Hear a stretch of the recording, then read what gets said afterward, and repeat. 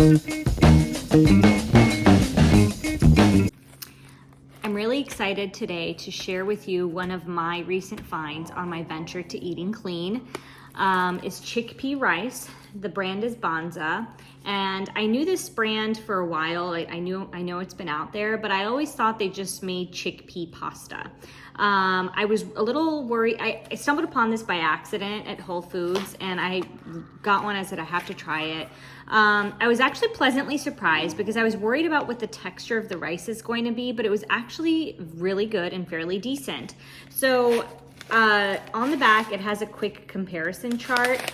Banza versus brown rice. I'm gonna go through it real quick. Banza has 11 grams of protein versus 3 in brown rice. Banza has 5 grams of fiber. Brown rice has 2.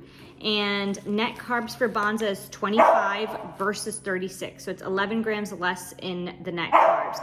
And that's awesome. So you can make this a substitute in your foods instead of having regular rice or brown rice, white rice, whatever it may be. Substitute it with this, try it out, let me know how it is. And it's really quick and easy to make it on the stovetop. So I will make it right now and I'll share with you the final product.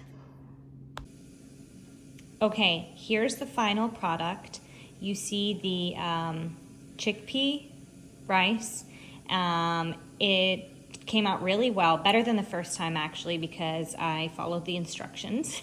But we'll talk about that at another time. But it turned out really well. It tastes great. It took like 7 minutes total to make it.